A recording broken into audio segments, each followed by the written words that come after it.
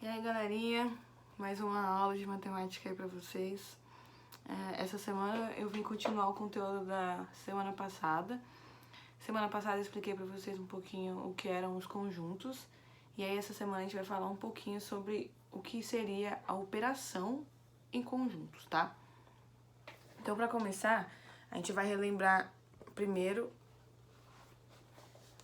alguns sinaizinhos que a gente tinha visto na última aula. Quando a gente fala de operação com conjuntos, a gente precisa ter em mente esse símbolo e esse símbolo aqui. Esse aqui, na verdade, ele vai vir junto com esse ou esse aqui, tá? Deixa eu colocar uma canetinha mais escura pra vocês.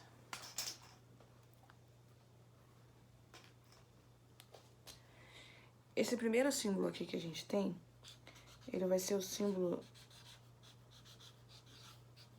de união, tá? Esse símbolo aqui de baixo, ele vai ser o do intersecção, tá? E aqui vai ser diferente, menos ou igual, tá? Esses três aqui, eles entram no mesmo cálculo de conjuntos, que é a diferença entre esses conjuntos, tá?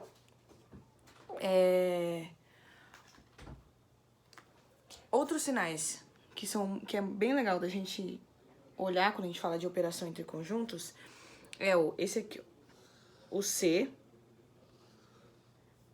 ao contrário, e é o que a gente viu na última aula.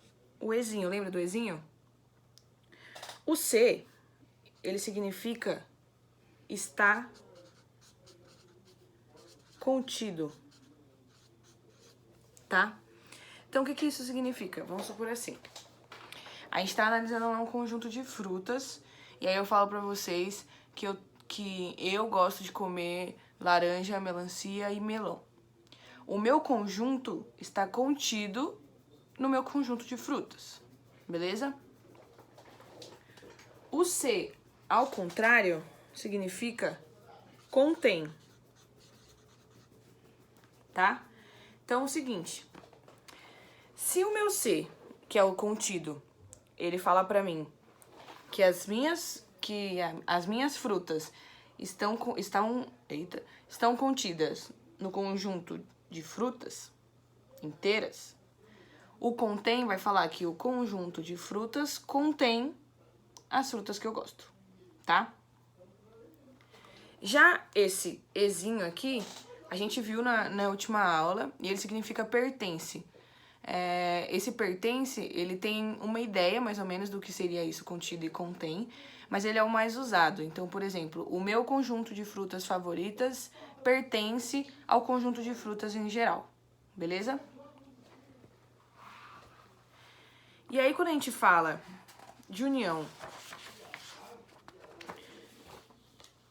em conjuntos, por exemplo, vou colocar aqui pra vocês, ó. Eu tenho o conjunto A, ele vai ter os elementos 0, 2, 4, 6, tá? E vou ter o meu conjunto B, que vai ser o 0, 1, 2, 3 e o 4.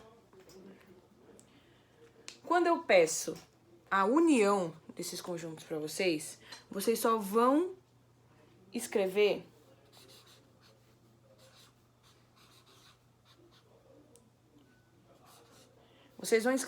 todos os elementos que tem esses conjuntos. Vocês não precisam escrever eles duas vezes, caso ele apareça duas vezes, tá?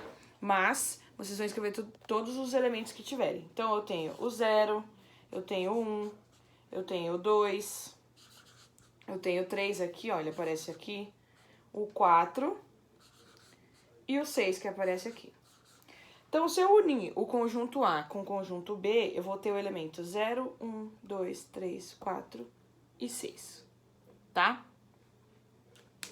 Se eu quiser fazer a intersecção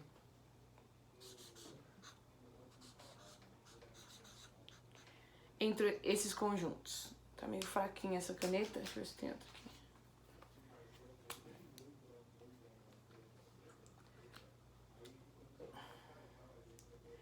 Se eu quiser fazer a intersecção entre esses conjuntos, intersecção vai significar o que eu tenho em comum entre esses conjuntos. Então, o que eu tenho em comum entre o conjunto A e o conjunto B? Eu tenho o elemento 0, eu tenho o elemento 2, que aparece aqui também, e o elemento 4, certo? Isso aqui seria a nossa intersecção dos conjuntos, tá?